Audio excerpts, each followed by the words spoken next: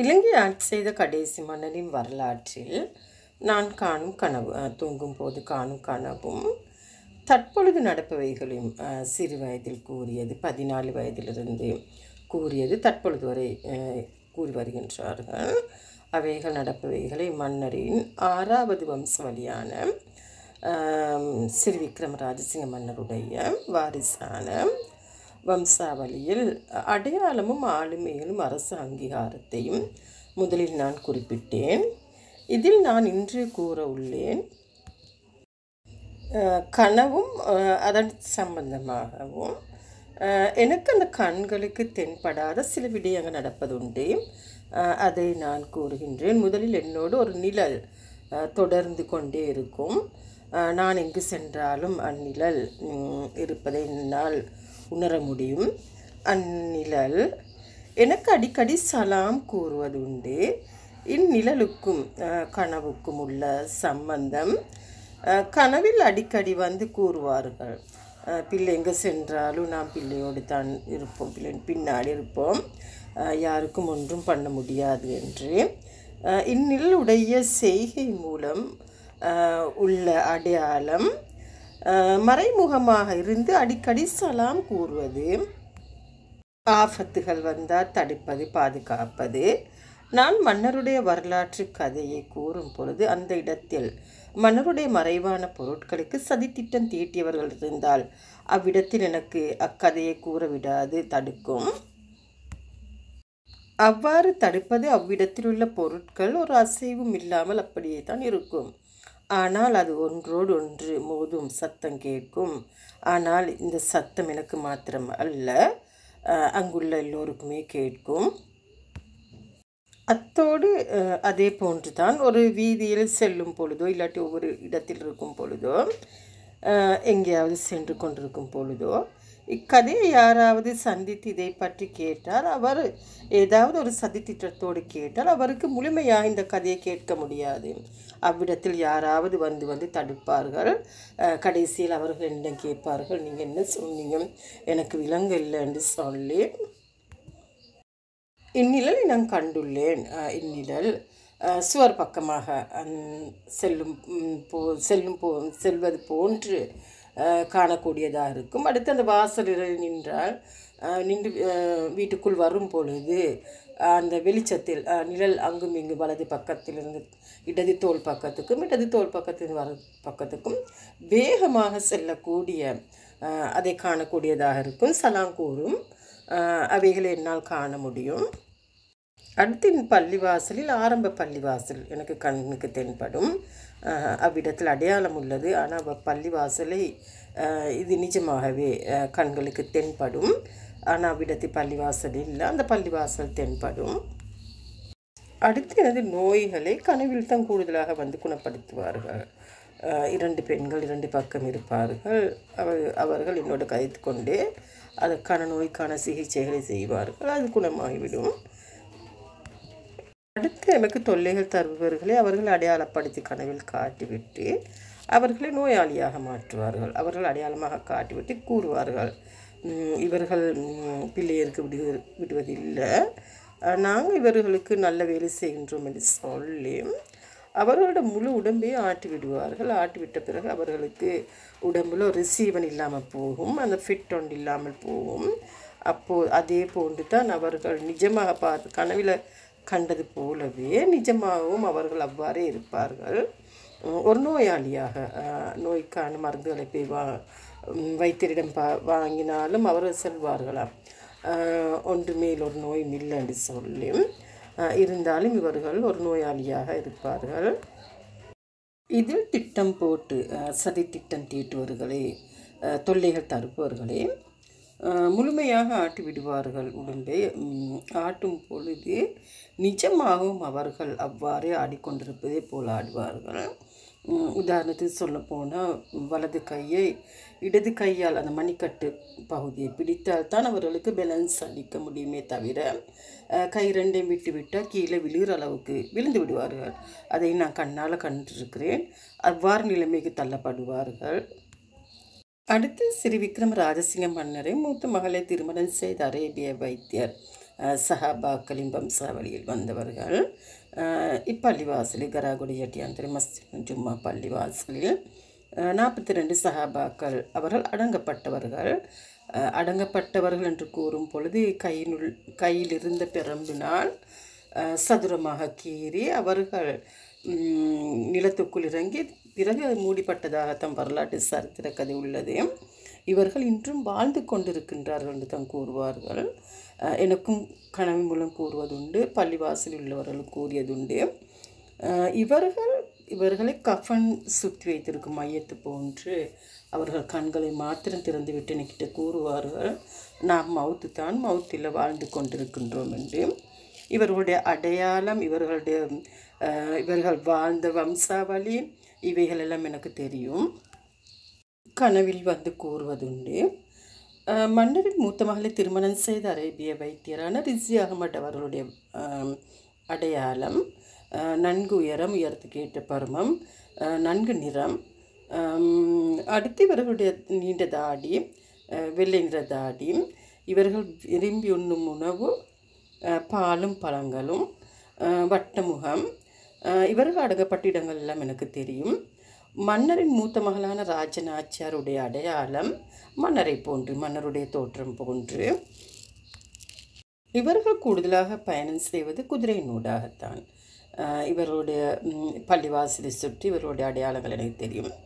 அடுத்து மன்னருடைய மறைவான பொருட்கள் அனைத்துமே எனக்கு தெரியும். அவைகளின் வடிவங்களை என்னால் கூற முடியும். கனவில் வந்து கூறும் பொழுது எனது வலது பக்கம் தோல் பக்கம், அக்கனவு இன்றைக்கு காணுவேன் என்று கூற முடியாது. ஆனால் சுபகு 4 மணிக்கு 5 மணிக்கு இடையில் எனது வலது பக்கம் தோல் பக்கம் 10 சென்டிமீட்டர் வந்து இருளாக இருக்கும். இருளிலிருந்து ஒரு கனத்த குரல் வரும். 14 வயதிலிருந்து இன்று வரை அதே குரல் தான். கனத்த குரல், தெளிவான பேச்சு, ஒரு ஆண் குரல். எதிர்காலத்தில் இப்படி நடக்கும் என்று கூறுவார்கள், அவ்வளவு தான். ஆனால் நீங்கள் யார் என்னெல்லாம் கேட்க கிடைக்காது. அவர்கள் கூறிவிட்டு செல்வார்கள். ஆனால் அன்று சென்றது தற்பொழுது நடைபெறுகின்றன. மன்னருடைய மறைவான பொருட்களுக்கோ எனக்கோ சதித்திட்டம் தீட்டியவர்கள் யாராக இன்று கூட இருந்தால், எனது காதுகளுக்கு வந்து ஒரு பட்டர்ஃப்ளை போன்று, ஒரு வண்ணத்தை பூச்சியை போன்று பறந்து பறந்து கூறும், ஏதோ ஒன்று கூறும். ஆனால் பாஸ் எனக்கு தெரியும். ஆனால் என்னால் உணர முடியும் இதுவாக இருக்கும் என்று நினைக்கும் பொழுதே மாலையாக முதல்ல அந்த மெசேஜ் வந்து கிடைச்சதும், அதுவும் இன்னொருவர் மூலமல்ல தகவல் கிடைக்கும். அதுக்கு சம்பந்தமானவரே அவருக்கு தன்னினைவில்லாமல் போன்றிருக்கும். உடனே வந்து கூறிவிட்டு செல்வார். சென்ற உடனே அதை ஏதோ ஒரு தேவைக்குமாய் வருவார், வந்தோடனே கூறிவிட்டு செல்வார். அந்த தகவல் எனக்கு கிடைக்கும். ஆனால் நான் இதை வந்து கஷ்டப்பட்டு தேடி அலையிறில்லை. ஆனால் இவருடைய தகவல்களை அவர்களே வந்து கூறிவிட்டு செல்வார்கள். ஆனால் யாருக்கு இந்த இதில் சதித்திட்டம் செய்ய முடியாது. கனவில் வந்து கூறியது எதிர்காலத்தில் நடப்பவைகள் என்று தற்பொழுது ஒரு 60க்கு மேல் நடந்துள்ளது. இவைகளை எனக்கு அடையாளப்படுத்தி காட்ட முடியும். நான் மன்னருடைய இடங்களுக்கு விரும்பி நான் கூடுதலாக முன்ன தேடினது பட்டத்தரசியின் கூடுதலாக புகைப்படங்கள், வரலாறை தான் நான் கூடுதலாக சேர்ப்பேன், மன்னருடையதும். ஆனால் கூடுதலாக விரும்பி சேர்ப்பது பட்டத்தரசியின்றது தான். ஆனால் நம்ம மன்னருடைய இடங்களுக்கு போகிற நேரம் சீதா வகைக்கு அவ்விடங்களுக்கு, மன்னர் வாழ்ந்த இடங்களுக்கு செல்லும் பொழுது வானத்திலிருந்து மழை பெய்யும். ஆனால் அந்த மழை துளி நாம் இருக்கும் இடத்துக்கு மாத்திரம்தான் பெய்யும். அந்த பெய்கிற நேரம் நானும் என்னோட கூட இருந்தவர்களும் நலைவோம், நல்லா நலைவோம். ஆனால் நாங்கள் பயந்து வந்துடுவோம். ஆனால் ஒரு துளி நீர் கூட இருக்காது எங்களோட மேலில். அது ஒரு வித்தியாசமானதாகவும் புதினமாகவும் இருக்கும். ஆனால் நாங்கள் சென்ற எல்லாருக்குமே அது தெரியக்கூடியதாக இருக்கும். மன்னருடைய மறைவான பொருட்களுக்கு கை வைத்தவர்களுக்கு நடப்பவைகளை கூறுவார்கள். குடும்பங்களை பிரிந்து இழந்து சாப்பாட்டுக்கு கூட வழி இல்லாமல் நோய்வாய்ப்பட்டு தான் செய்த திருட்டு வேலையை புலம்பி திரியக்கூடிய அளவுக்கு மனநோயாளியாக தள்ளப்படுவார்கள் என்று. அதில் மனநோயாளியாக மட்டும்தான் இன்னும் காண இல்லை. மற்ற எல்லா விடயங்களையும் என்னால் என் கண்களுக்கும் அதுக்கு சம்பந்தமானவர்களுடைய அடையாளமும் எனக்கு இப்போ தெரியக்கூடியதாக இருக்குது. மன்னருடைய அடையாளங்கள், குடும்பங்களுடைய அடையாளங்கள். கண்டி நகரில் உள்ள மன்னரின் 3வது மனைவியின் உறவுகள். குருநாகலில் இருக்கும் அவர்கள் பட்டத்தரசியின் தம்பியின் வாரிசு அவர்கள். இந்தியாவில் இருக்கும் லயன் பி அசோக், அருண் செல்வன். இவர்களை வைத்திய கௌரவ் ஹாஜி மேம் இர்ஷாத் அவர்கள் தற்பொழுது மன்னருக்கும் பட்டத்தரசிக்கும் பிறந்த வாரிசான ராஜநாச்சியாருடைய இவர்களுடைய அடையாளங்களை நான் கண்டு கொண்டது. நான் இவர்களுடைய குடும்ப அடையாளங்களை போய் தேடி நானாகவே எழுதவில்லை. இது அவர்களே பத்திரிகை மூலம், புத்தகங்கள் மூலம், வரலாற்று கதை, அவர்களின் அடையாளங்களை வெளிப்படுத்தும் ஊடகங்கள் இவைகள் மூலம்தான் எனக்கு அவைகள் அடையாளமாகவே வந்து கிடைத்தது. ஆதாரத்தோடும் அடையாளத்தோடும் அவர்களுள்ள இடங்கள் எல்லாம். இதில் எனக்கு ஆரம்பத்தில் தெரிய வந்தது, நான் என்னுடையது, நான் அழகுக்கலை நிபுணராக இருந்துள்ளேன். ஒரு 15-20 வருடம் அளவு இருந்துள்ளேன். 15-20 கூட இருக்கும். நான் 1500 மணப்பெண்களை மட்டும் அலங்கரித்துள்ளேன். அதிலும் தமிழ், சிங்கள கலாச்சாரத்தில் உடரட்ட, பகத்தரட்டம், முஸ்லீம் இவைகளெல்லாம் நான் நிறைய 1500க்கும் மேல் மணப்பெண்களை அலங்கரித்துள்ளேன். அடுத்து தையல் என்றும் கூறும் பொழுது எல்லா விதமான உடைகளையும் தைப்பேன். ஆனால் இதுவரைக்கும் நானாக இருந்தாலும் கூலிக்கு தைத்து விடுத்ததில்லை, நானே தான் தைத்தெடுப்பேன். அடுத்து பெயிண்டிங், பொட் பெயிண்டிங், சமையற்கலை இவைகளில் நான் பல மாணவிகளுக்கு வகுப்புகள் கூட செய்து வந்துள்ளேன் அன்று. அடுத்து டிவி தொலைக்காட்சி நேத்ராவில் சேனலையில் அதிதியாக கலந்து கொண்டுள்ளேன் பல தடவை. அதில் உதய தரிசனம் என்ற நிகழ்ச்சியிலும் ஆனந்த மாலை என்ற நிகழ்ச்சியிலும் நான் நேரடி ஒளிபரப்பாக நான் அவைகளில் கலந்து கொண்டுள்ளேன் அதிதியாக. அடுத்து முஸ்லிம் நிகழ்ச்சியில் அதிதியாக கலந்து கொண்டுள்ளேன். அடுத்து வானொலியில், தென்றல் வர்த்தக சேவை வானொலியில் கவிதை, கட்டுரை, அழகு குறிப்பு, கருத்துகள் தெரிவிப்பது உண்டு. ஆனால் தலைப்பும் கருத்துகள் தெரிவிப்பதும் கவிதை எழுதுவதும் எந்த தலைப்பு தந்தாலும் நான் அதற்காக வேண்டி பேசுவேன், எழுதுவேன். அடுத்து கருத்துகள் கூறுவதும் நிறைய கவிதைகள் எழுதுவேன், ஆக்கங்கள், கட்டுரை இவைகள் எழுதுவேன். வர்த்தக சேவை தென்றல் வானொலிக்கு. அடுத்து பத்திரிகைக்கு ஆக்கங்கள் எழுதுவேன். அடுத்து 2 கவிதை புத்தகங்கள் வெளியிட்டுள்ளேன். அடுத்து இது யூடியூப் சேனலுக்கு நானாகவே தான் இவைகளை கருத்து தெரிவிப்பது, எழுதுவது எல்லாமே, இன்சார்ட் வீடியோ ஃபுல் எல்லாமே இது என்னுடைய தான். இதில் யாருக்குமே ஒரு எழுத்துக்காவது பங்கில்லை, இது எனக்கு சொந்தமானது. இதில் நான் இன்று சில விஷயங்களை தவிர்த்துள்ளேன். அழகு கலையெல்லாம் செய்வது இல்லை. ஒரு 4-5 வருடமாக இதெல்லாம் பண்ணுவது இல்லை. இதில் கூடுதலாக எல்லோருக்கும் என்ன தெரியும், ஆனால் என்ன தெரிஞ்சு என்ன கூடுதலாக என்ன பேர் தான் தெரியும். ஆனால் என்னை அடையாளப்படுத்தி குறிப்பிட்டு தெரிஞ்சவர் சில பேருக்கு தான். அதிலும் முதலாவதாக இந்த மன்னர்களுடைய குடும்பங்களை அடையாளப்படுத்தி கண்டு கொள்ள எனக்கு அந்த கிடைத்த சந்தர்ப்பம் இவ்வாறு தான். புத்தக வெளியீடாக இருந்தாலும் டெய்லி நியூஸ் ஃபுல்லாக எல்லா பத்திரிகையிலையும் வந்துள்ளது. அதுக்கான பாராட்டு நிறையவே கிடைத்தும் உள்ளது. அந்த புத்தகங்களுக்கு இந்த குடும்பங்கள் அடையாளங்களை கண்டு கொண்டது நான் சில விஷயங்களை தவிர்த்திருக்கிறனால என்னையோட சில சம்பந்தப்பட்டவங்களுக்கு அவங்களுக்கு தெரியும் நான் இவ்வாறு இதெல்லாம் செய்து வருகின்றேன் என்று. அதிலும் வீரகேசரி பத்திரிகைக்கு சிறுகதை, மன்னருடைய வரலாற்றை கதையாக தொடர் கதையாக எழுதிய C.K. முருகேசர் அவர் என்னிடம் அவரே தான் கூறினார், நான் ஒரு ஆர்டிக்கல் எழுதியிருக்கிறேன், கொஞ்சம் பாருங்கன்னு சொல்லி பார்த்து குறை நிறைகளை சொல்லி. ஆனால் 2-3 வாரம் நான் அதை மறந்துட்டேன். ஆனால் அதற்கு பிறகு தான் நான் எடுத்து பார்த்த பிறகு தெரியும் இவர் ஸ்ரீ விக்ரம ராஜசிங்க மன்னருடைய வரலாற்று கதையை எழுதியிருந்தார். இதில் நான் கூறுவது மன்னருடைய குடும்பங்களை நான் ஆரம்பத்தில் கண்டு கொண்ட அடையாளங்களை. அதுக்கு பிறகு அவர் என்னை சந்தித்து கேட்டார், நீங்கள் பார்த்தீங்களா இட குறை நிறைய என்னென்ன. அப்போ நான் கூறினேன், எனக்கு மன்னருடைய வரலாறு தான் கனவில் மூலம் கூறுவது உண்டு. கூடுதலாக என்னமோ தெரியானப்ப அவர் சிரித்து கொண்டு கூறினார், நான் எழுதுறேன்னு சொன்னால் நீங்கள் கனவு காண்றேன், இது ஏதாவது ஒன்று இருக்கும் என்று சொல்லி. அப்போது அவர் சொன்னார், எனக்கு கேண்டி நகரிலிருந்து ப்ரெஸ்ஸுக்கு கால் பண்ணி CK முருகேஷோட நம்பர் எடுத்து சிவா சுப்பிரமணியம் அவர் தபா நிலையத்தில் உயர் அதிகாரியாக இருக்கிறார். அவர் தலதா மாளிகைக்கு அருகாமையில் அந்த துணிகளை செலவு செய்ய தொல்லை கொண்டிருக்கிறாங்க. அவர் இவருக்கு தகவலை சொல்லியிருக்கிறேன், இப்படித்தான் துவேகுட ரணசிங்க புத்தியான்சலாகி அதுவும் அவருடைய வம்சாவளி எல்லாம் அவர் எனக்கிட்ட இவர்களை கண்டுபிடித்து தர சொல்லும் பொழுது நான் சொன்னேன், அவர்கள் கண்டி நகரில் ஆரம்பத்தில் இருந்தார்கள் என்று. தற்பொழுது அவங்க தழுத சீதா வக்கீல் இருக்கின்றாங்க. அவர்கள் எங்களை மாமாவாகுது, நீங்கள் அங்கே போனால் உங்களுக்கு தகவல்கள் எடுத்துக்கொள்ளு சொல்லி.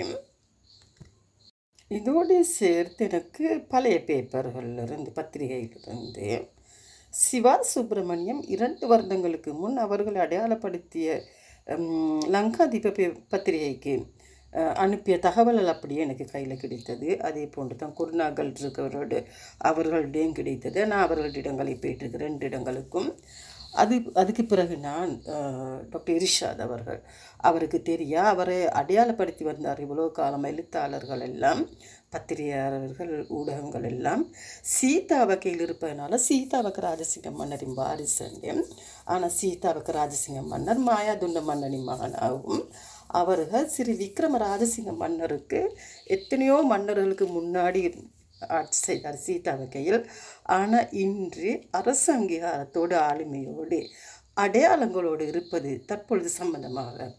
உதாரணத்துக்கு இன்று சீதா வகையிலிருந்து கண்டி நகருக்கு தனது இருக்கும் இடத்தின் வரி பணத்தை செலுத்துவதாக இருந்தால் சீதாவக ராஜசிங்க மன்னருடைய வம்சாவளியாக இருந்தால் இன்று திசை மாறி போயிருக்கும். இவர் ஸ்ரீ விக்ரம ராஜசிங்க மன்னருடைய வாரிசு. ஆனால் இவருக்கும் தெரியா, நான் தான் போய் அவரை அடையாளப்படுத்தி கண்டுபிடித்தேன். ஆனால் கண்டுபிடிக்க முதல்ல நான் அவரை சந்தித்து பேசும் முதல்ல அவருடைய முன்னாடி ஹாலில் அவருடைய கிளினிக்கில் ஷோகேஸில் அவருடைய வரலாற்று புத்தகம் ஒன்று இருந்துச்சு, சரித்திரத்தின் மறுபக்கம் என்று சொல்லி. அது தழுது முஸ்லீம் மகாவித்யாலய அதிபர் ஆசிரியர்கள் 11ஆம் ஆண்டு மாணவ மாணவிகள் ஆய்வு செய்தது புத்தகம் உண்டு. அதில் அரேபிய வைத்தியத்துவம் இவைகள் இருந்தது. இதை பார்க்கும் பொழுது நான் காணும் கனவு இவைகள் எல்லாம் ஒன்றாக சம்பந்தமாக இருந்தது. இதை நான் கண்டுபிடித்து தற்பொழுதுள்ள தகவல்கள் இவைகள் கனவுள் கூறுவது உண்டு. இவைகளைத்தான் நான் அடையாளப்படுத்தி கூறுகின்றேன்.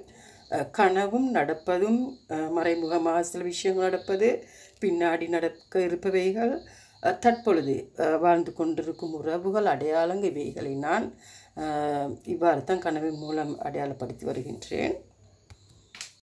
நான் இன்று கனவில் கூறியதில் கண்டுபிடிக்க முடியாதது கஷ்டமாக உள்ளது. அந்த சியாத்சேருடைய குடும்பத்தையும் அவரையும் தான். அவரை நேரில் கண்டாலும் அவரென்று கண்டு கொள்ள கஷ்டமாக உள்ளது.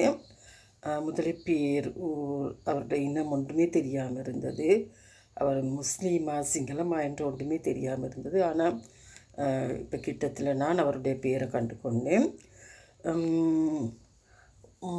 ஒருவரை போல் 2 பேர் உள்ளார் என்றது போல் எனக்கு உள்ளது. உடனே எனக்கு போய் இதை பற்றி சொல்லவும் மேலா, கேட்கவும் மேலா. இவர் மன்னரின் வரலாற்றில் இவர் ஒரு முக்கியமான ஒரு சொந்தக்காரர் ஆவார். மன்னருடைய வரலாற்று சொந்தங்கள் எல்லோரையும் சேர்த்தா இவரையும் காட்டுவதுண்டு. மன்னரின் வரலாற்று கதையில் சஹாபாக்களின் வம்சாவளியில் இங்கு அடங்கப்பட்டுள்ளவர்கள் மன்னரின் மூத்த மகளான ராஜநாச்சியாரை திருமணம் செய்த அரேபிய வைத்தியர், பட்டத்தரசிக்கும் மன்னருக்கும் பிறந்த ஒரே ஒரு வாரிசான ராஜநாச்சியாரின் 6வது வம்சாவளி, மன்னரின் 3வது மனைவியின் சொந்தங்கள், அடுத்து பட்டத்தரசியின் தம்பியின் வாரிசு, இந்தியாவில் இருக்கும் லயன் பி அசோக், அருண் செல்வருடைய வரலாறு எனக்கு தெரியா. இருந்தாலும் அவரை நான் கண்டு கொண்டது பெஸ்ட் லைஃப் மூலம், அவருடைய திரைப்படம் நூடாக கிரிவசிபுரை என்ற அந்த திரைப்படம் ஊடாகவும் இந்தியாவுக்கு சென்ற திரைப்படத்தை சிடியை வெளியிட்டதும் திரைப்படத்தை ஒளிநாடாக்களே. அதில் அருண் செல்வன் லயன் வி அசோக்கோடு சேர்ந்து பெஸ்ட் லைஃப் நிறுவனத்தால் தயாரிக்கப்பட்ட கிரிவசிபுர திரைப்படத்தின் இயக்குனரான தேவிந்திர கொஹங்காகே அவருக்கு வெண்கலம் வாழ்வை அன்பளிப்பாக கொடுத்தது. இவைகளின் கூட்டாகத்தான் அவரை தெரியுமே தவிர அவருடைய அடையாளங்கள் தெரியாது. ஆனால் இருந்தாலும் இவர்களுக்கென்று எந்த அடையாளமே ஆளுமே அரசு அங்கீகாரமோ எனக்கு வெளிப்படையாக தெரியாது. வைத்திய கௌரவ ராஜ்யம் ரிஷாத் அவர்களுடைய அந்த அடையாளம் வம்சாவளி, ராஜ வைத்திய சேகர துவேகுட ரணசிங்க புத்தியன்சலாக் என்ற வம்சாவளியும் தான் இருக்கும் இடத்தின் வரிப்பணத்தை புனித தலதா மாளிகைக்கு செலுத்தி வருவது, அரேபிய வைத்தியத்துவம், இவைகள் அடையாளங்கள் ஆளுமைகள் அரசு அங்கீகாரம் இவைகளை அடையாளப்படுத்தி கூற முடியும். முதலில் குறிப்பிட்டவர்களுடைய அடையாளமோ ஆளுமையோ அரசு அங்கீகாரமோ எதுவுமே இல்லை. அவர்களுடைய வாயால் சொல்லித் திரியும் உறவுகள் தனது. இருந்தாலும் மன்னரின் வரலாற்று கதையில் சியாத் சேருடைய இன்னும் அவர்களுடைய தகவல் கிடைக்க இல்லை. இருந்தாலும் இவரும் மன்னருடைய வரலாற்று கதையில் முக்கியமான ஒருவராவார். வஸ்ஸலாம்.